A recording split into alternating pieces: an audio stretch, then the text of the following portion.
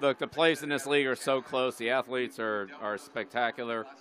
It's There's just so many plays. They're just a fraction of an inch or a split second.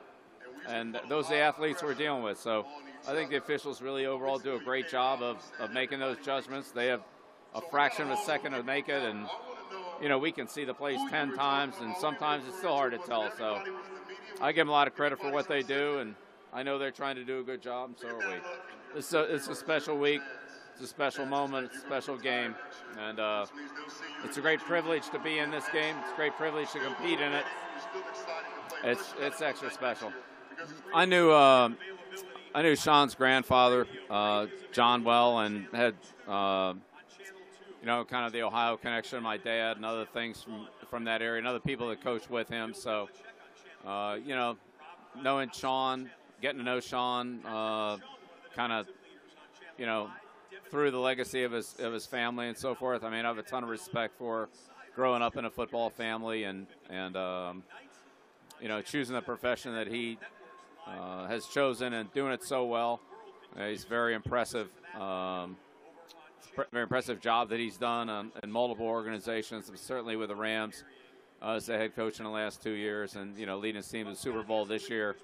I mean, you can't say enough about the job that he and his staff have done. So I have tremendous respect for him, and let's say again, his family is.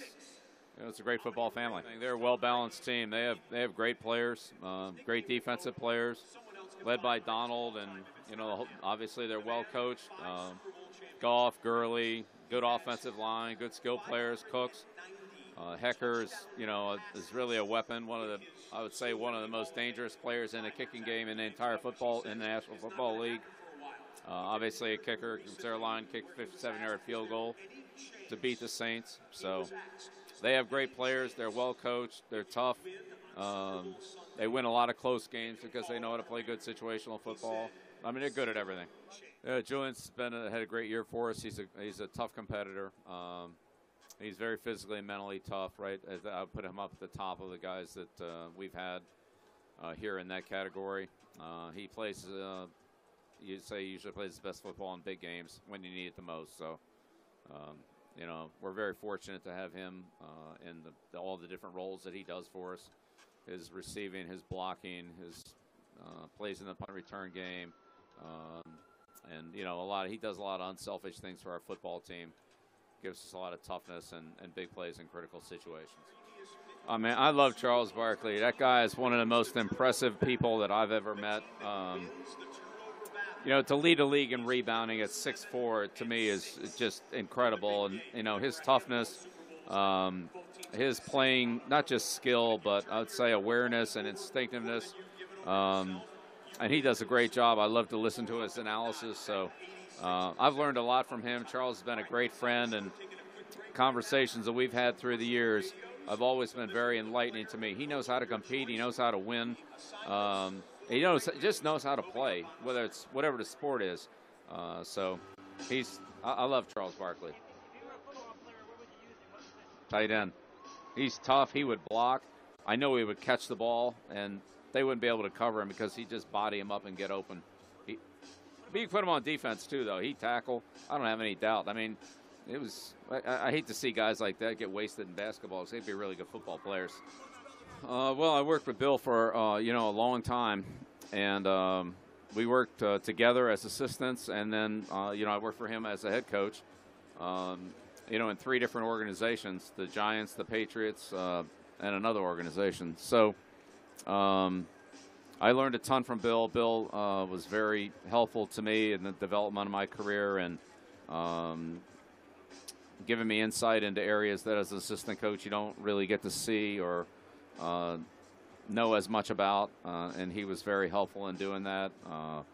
Obviously, Bill was a great defensive coach. He taught me his 3-4 defense that we used at the Giants, which fundamentally has always been, even though we've used different variations of it, the fundamentals of it have been pretty consistent through the years.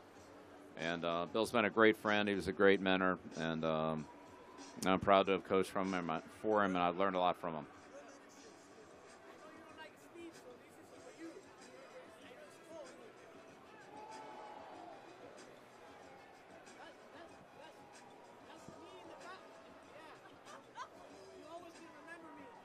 You already got the sleeves cut off. You got it, man. You don't want him to sign it this year? No, that's for him. I made it for him. So he can always remember me. Okay. Guillermo. Oh, you can still. We can't forget you, Guillermo. No, I never will. I'm going to wear that someday, too. I promise you. Yeah. I'm going to wear that someday. And then you can put it on. I'll send you a picture of it on Snapface. You can put it out there, so it'll be great. You got it. Thank you. Well, Sousa, you know, he's a great player. We competed against him in Miami for a number of years, as well as Detroit prior to that. He's big, strong, fast, and very smart. He's a guy that's hard to fool on screens and draws and misdirection plays and things like that. He reads them very quickly. But he's also a very physical player that can rush the passer, stop the run, and he runs well. He pursues well. He's had some very, very good plays against us in pursuit on screens and things like that. And you just can't.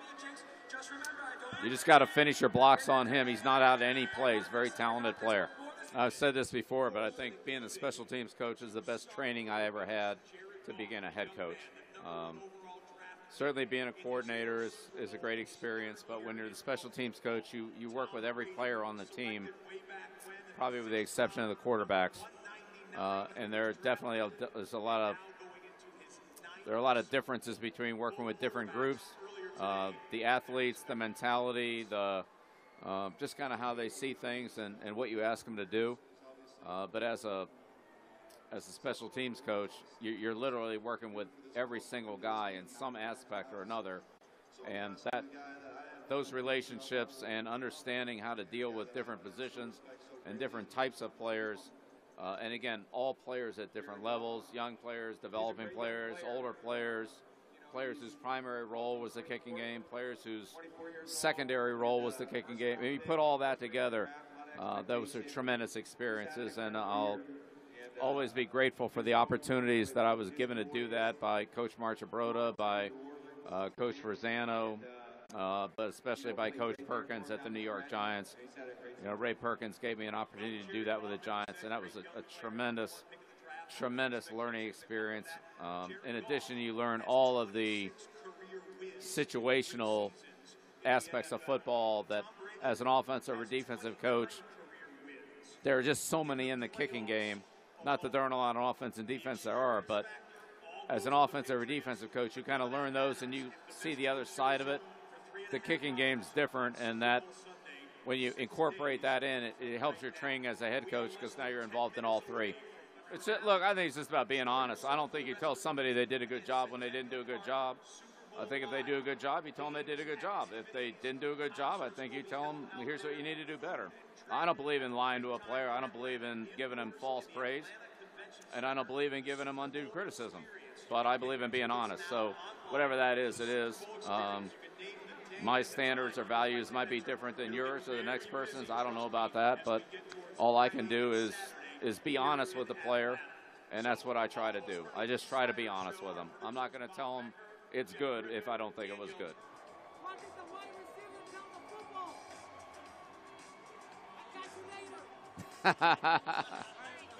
That's a good one, Nando. I love it.